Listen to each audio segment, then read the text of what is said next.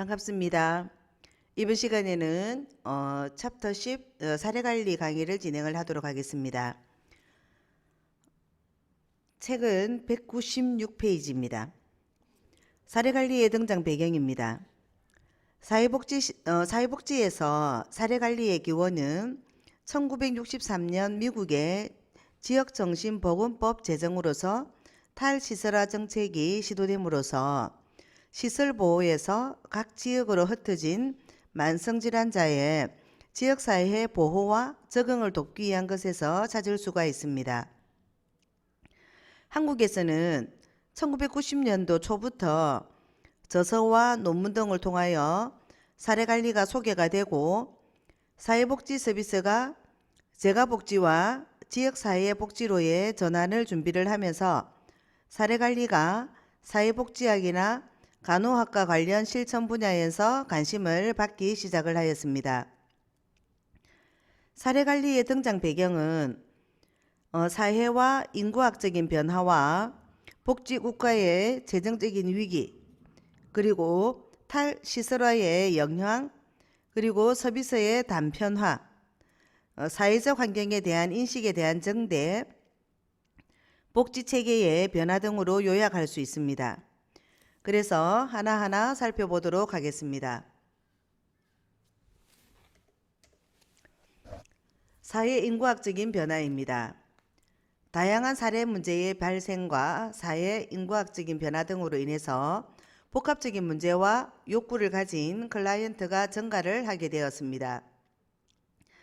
사회적인 기능상에서 장애나 문제를 가진 사람들, 즉 지적장애, 정신질환, 신체장애, 노숙자, 에이즈 환자 등 복합적인 욕구를 가진 인구가 증가를 하게 되었지만 이들이 지역사회 내에서 이용할 수 있는 자원은 매우 부족한 실정입니다.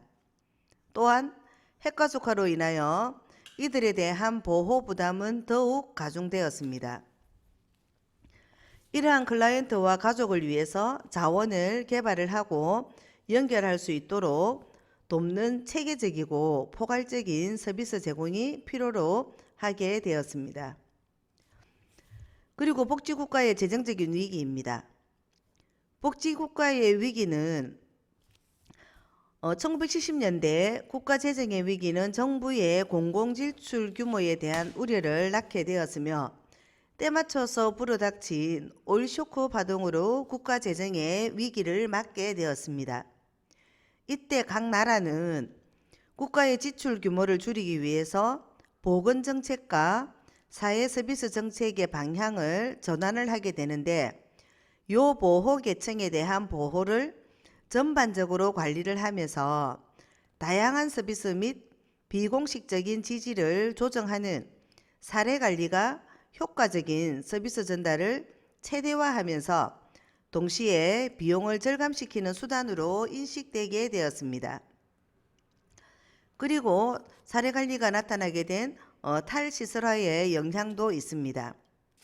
탈시설화란 지역사회와 분리된 수용시설에서 제공이 되는 서비스 제공 방식이 시설병 등 많은 문제점을 드러내자 생활인들을 시설로부터 가정과 지역사회로 돌려보낸 것을 말을 합니다.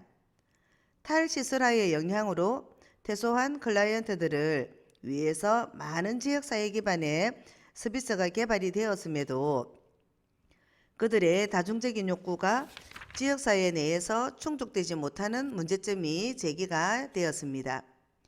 서비스의 분산성, 포괄적인 서비스 체계가 부족, 그리고 시설 퇴소 클라이언트들의 능력과 동기 부족 등의 문제가 제시가 되자 이러한 문제점을 시정하기 위한 방편으로 지역사회 내에서 클라이언트들의 욕구를 적절하게 충족시킬 수 있는 포괄적인 서비스 체계 구축이 필요해졌습니다. 강의를 하면서 이렇게 간혹 기침이 나와서 여러분들 정말 죄송하게 생각을 합니다. 이후에 목 관리를 철저히 해서 강의 중에 이러한 소음이 들어가지 않도록 노력하겠습니다. 너그러운 이해를 부탁드리겠습니다. 그리고 서비스의 단편화입니다. 1960년대와 1970년대 사회복지 서비스가 급속도로 확장된 결과 서비스의 이용 가능성은 증대가 된 반면 서비스 전달 체계는 오히려 복잡해지고 단편화되었으며 서비스가 중복 제공이 되기도 하였습니다. 즉 기존의 서비스는 특정 서비스를 한정된 범위에서 특정 사람에게만 제공을 하였기 때문에 서비스가 단편적이고 세분화되어 있어서 복합적인 문제와 욕구를 가진 클라이언트의 욕구를 충족시키기 어려웠습니다.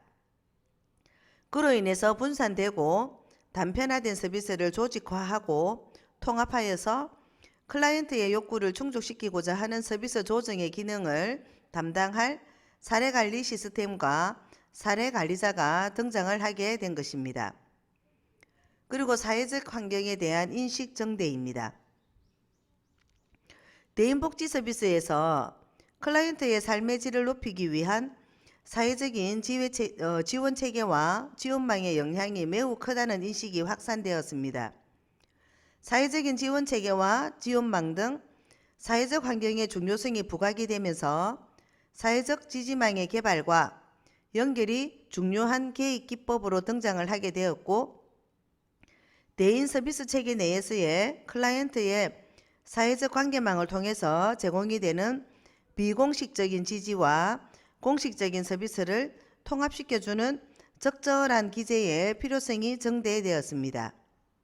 이에 공식적이고 전문적인 서비스와 비공식적인 지원체계와 지원망을 조정하고 통합하는 사례관리가 필요하게 되었습니다. 그리고 마지막으로 복지체계의 변화입니다.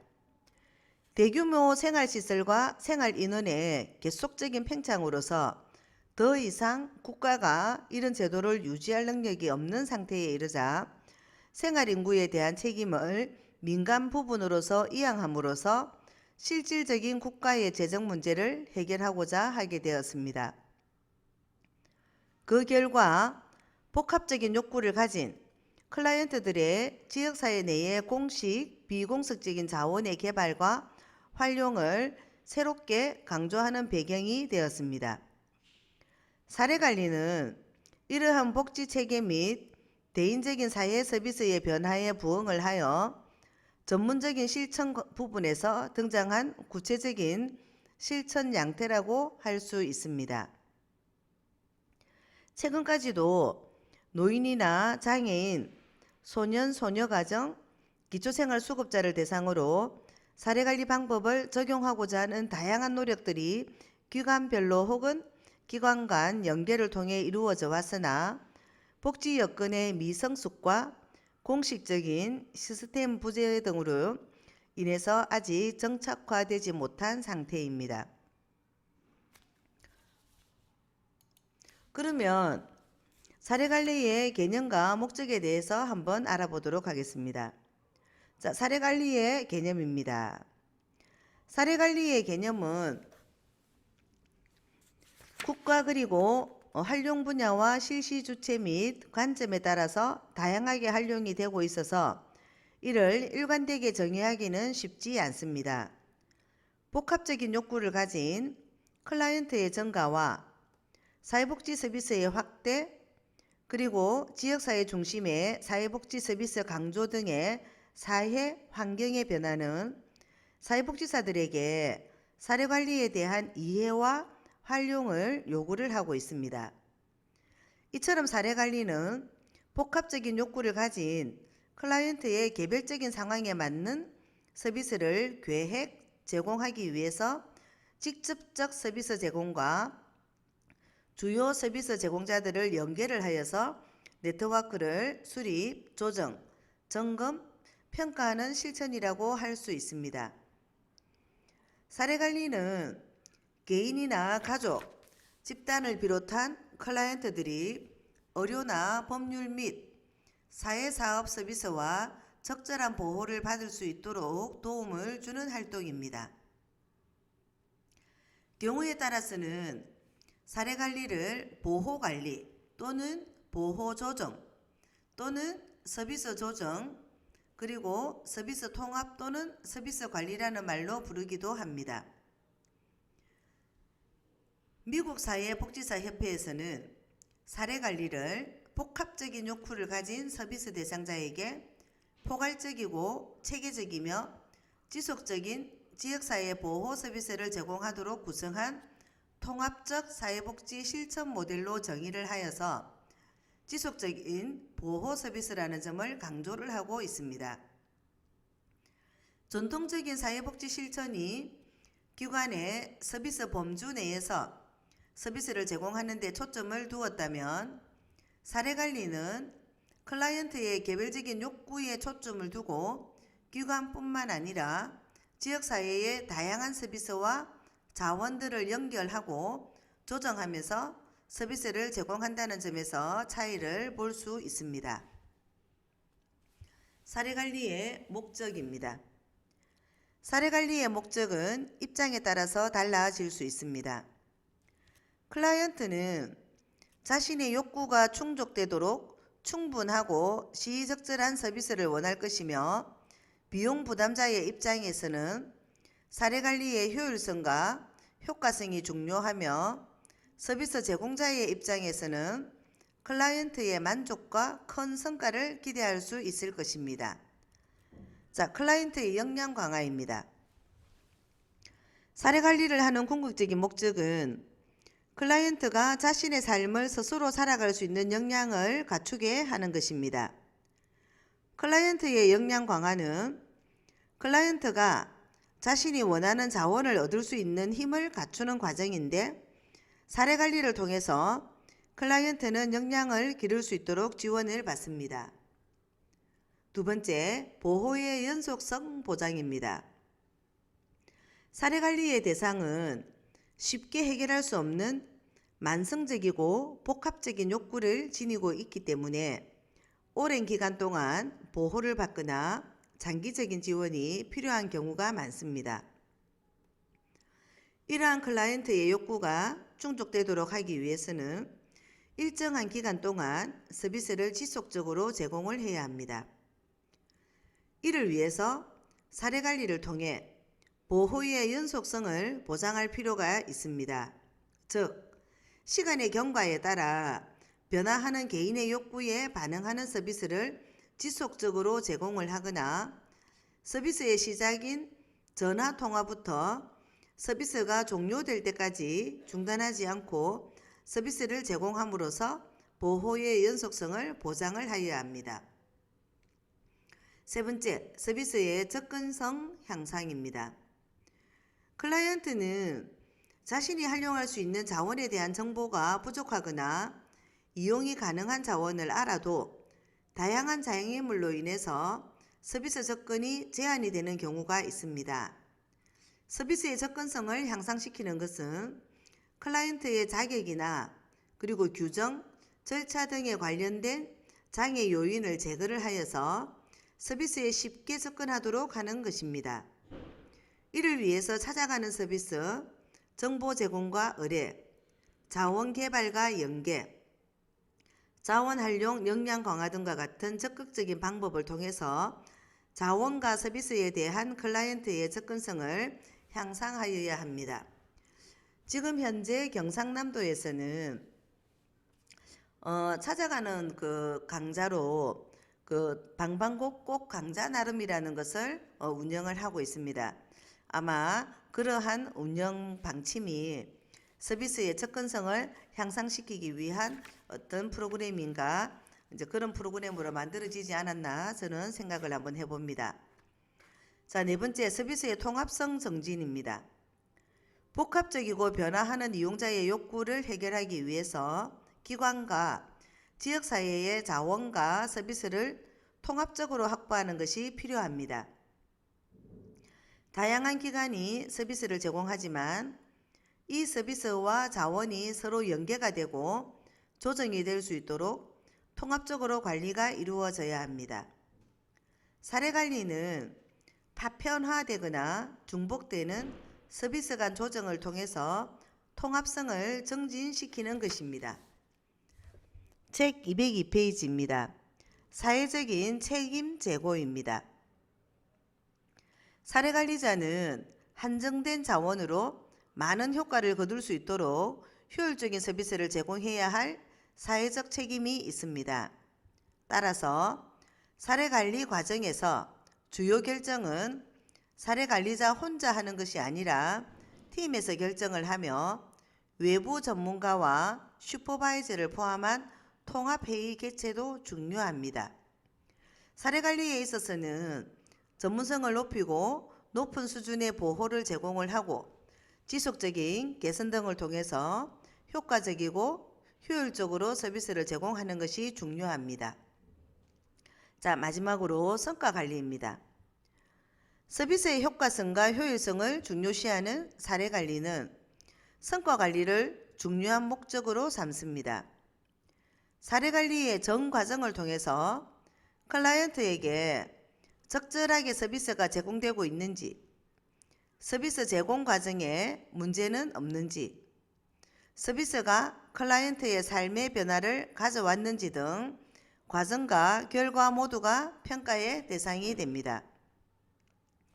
자, 그리고 사례관리 모델에 대해서 한번 알아보도록 하겠습니다. 사례관리 모델은 다양한 사회복지 현장에서 일어나는 현상들을 잘 이해하도록 돕는 논리적인 체계이자 지도라고 할 수 있습니다. 사례관리 모델은 사례관리 내용과 전달 방법을 체계화하는 데 도움이 될 수 있고 새로 계획하는 사례관리의 지침이 되기도 합니다. 사례관리 모델은 임상적인 접근을 중요시하는가 아니면 서비스의 관리에 대한 기능, 즉 행정적인 기능을 중시하는가, 그리고 지향하는 목적이 무엇인지, 사회복지 실천 현장이 1차적 현장인지 아니면 2차적 현장인지에 따라서 다양하게 제시가 됩니다. 따라서 사례관리자는 자신의 서비스 대상과 소속된 기관의 성격에 적합한 사례관리 모델을 정립을 하고 적용하는 것이 필요합니다. 사례관리 실천에서 주로 활용이 되는 모델들을 설명하려면 하나하나 한번 알아보도록 하겠습니다. 자, 맥과이어의 모델 분류입니다. 맥과이어는 사례관리의 모델을 전통적인 장기 모델과 관리보호 단기 모델, 일반 사회복지 모델과 전문 사회복지 모델로 구분을 하였습니다. 전통적인 장기 모델, 즉 관리보호 단기 모델로 한번 보도록 하겠습니다.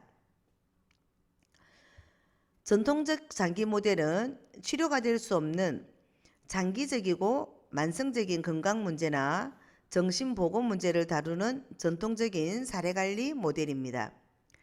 복합적인 인과관계를 추구를 하고 비관적 예우에 대한 기대를 갖고 있고 장기 보호를 필요로 하고 자원의 조정을 필요로 합니다. 그렇다면 관리보호 단기 모델은 시간 제한적이고 집중적이며 자원의 조정과 연계에 초점을 두고 치료를 중시하고 있다는 점이 전통적인 장기 모델과 구별이 되는 특징입니다. 이 모델 역시 복합적인 인과관계를 중시를 하고 조정된 보호를 필요로 하며 시간 제한적이고 집중적인 서비스의 관리를 목표로 합니다. 그러면 일반 사회복지 모델과 전문 사회복지 모델에 대해서 알아보도록 하겠습니다. 일반 사회복지 모델은 사례관리자가 클라이언트에게 사례관리에 관한 모든 서비스를 제공을 하는 모델입니다. 한 사회복지사가 모든 서비스를 제공하기 때문에 상충되는 조언을 피할 수 있으나 전문가의 역량 부족 문제가 한계로 적용이 되겠습니다. 그와 반대로 전문 사회복지 모델은 특정 영역과 문제를 전담하는 전문 사례 관리자와 전문가들 간의 업무에 대한 공유가 중시가 되며 이들 간의 조정과 팀워크가 중시가 되겠습니다. 사례관리의 복합성 수준에 따른 분류로서 우리나라의 학자 황성철은 클라이언트에게 제공이 되는 서비스의 수준을 기준으로 사례관리의 한국적인 모형을 단순형, 그리고 기본형, 그리고 종합형, 전문관리형으로 구분을 한 바 있습니다. 단순형은 지역사회 자원과 서비스를 단순히 연계하는 수준의 사례관리 모형으로서 준전문가의 수준에서 실천이 되며, 기본형의 경우에는 지역사회 자원과 서비스 연계, 기초 상담을 제공하는 수준의 모형으로서 단순형과 마찬가지로 준전문가의 수준에서 실천이 되는 것입니다. 그런데 종합형은 기본적으로 지역사회 자원과 서비스를 연계하고 심층 상담 및 치료적인 기능을 수행을 하며, 전문관리형의 경우 직접적, 간접적인 서비스 제공과 관리자로서의 역할을 수행한다라고 하였습니다. 서비스 제공기관의 형태에 따른 모델에 대해서 알아보도록 하겠습니다. 사례관리 서비스 제공기관의 형태에 따라서 사례관리 모델이 분류될 수 있으며, 이에 따라서 사례관리만을 독자적으로 수행하는 독자기관 모델, 직접 서비스 기관 내에 사례관리 실천 단위가 있는 직접 서비스 기관 내의 특수 단위 모델, 그리고 복합 기능 기관에서 이루어지는 모델, 그리고 여러 기관이 할당된 사례를 협력 방식으로 일하는 모델 등으로 구분이 됩니다. 자, 독자기관 모델에 대해서 알아보도록 하겠습니다. 자율적인 관리 조직체를 구축하고 있는 기관에서 사례관리 서비스를 제공하는 모델로 사례관리만을 유일하게 제공을 합니다. 서비스 협정을 통해서 재정적인 관리에 관여하지 않기 때문에 보호기획 과정에서 객관성을 유지할 수 있는 특징이 있습니다. 집적 서비스 기관 내의 특수 단위 모델은 사례관리 서비스로서 가족 상담, 가족 건강 보조, 그리고 가정 조성 또는 안내와 의뢰 서비스와 같은 직접 서비스가 제공이 됩니다. 그러나 기관에서는 직접 서비스만을 제공해야 하는 한계를 지니고 있습니다. 특수 단위 시설 또는 복합 기능 기관 모델입니다. 사례관리는 병원이나 노인홈 또는 다목적 노인센터와 같은 복합시설에서 실시됩니다. 사례관리의 단위가 하나의 구성 요소로 간주될 수 있도록 다른 시설 서비스에서 분리가 되어서 주체성을 갖는 것이 중요합니다. 조합 모델입니다. 다양한 기관이 할당된 관리 방식으로 협동적으로 일하는 것으로 사례관리 프로그램은 조합 서비스 제공자망을 통하여 클라이언트에게 원조를 제공하는 기능을 수행을 합니다. 사례관리 환경에 따른 모델에 대해서 알아보도록 하겠습니다. 우드사이드와 맥클렘에 의하면 사례관리자 업무 초점과 기관의 상황에 따라 사례관리의 구조체계와 기능은 영향을 받을 수밖에 없습니다. 이에 따라서 이들은 역할 기반, 그리고 사례관리 모델, 그리고 조직 기반 사례관리 모델, 책임 기반 사례관리 모델로 분류를 하여서 제시를 하고 있습니다. 그러면 역할 기반 사례관리 모델에 대해서 알아보도록 하겠습니다.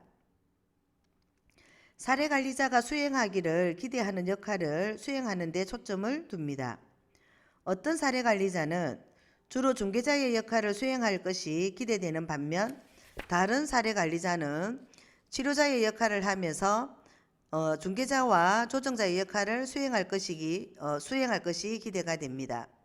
또 다른 사례관리자는 비용에 대한 절감과 비용 효과성에 초점을 두는 것입니다.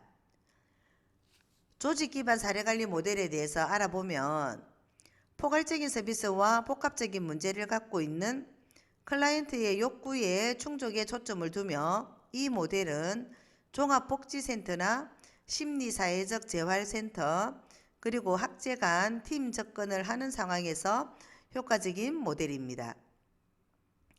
책임 기반 사례관리 모델에 대해서 알아보면, 사례관리 기능이 가족 구성원, 지지적인 보호 네트워크나 자원봉사자, 그리고 클라이언트 등에 의해서 수행이 됩니다. 가석방자가 가석방 계획에서 스스로를 사례 관리하는 경우도 있습니다. 기관에서 클라이언트는 매우 많은 책임을 지며 지급과 집을 얻도록 역량 강화가 되는 것입니다.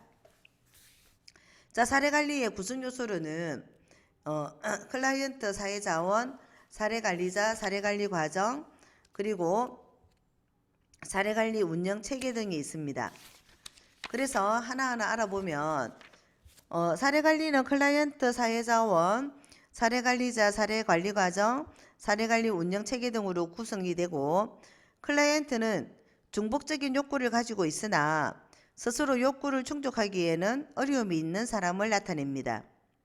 사회자원은 클라이언트를 둘러싸고 있는 자원 혹은 환경을 의미를 하며, 사례관리자와 그가 소속된 기관으로 클라이언트의 욕구를 파악을 하고 각종 서비스를 조정, 개발하는 역할을 수행을 합니다.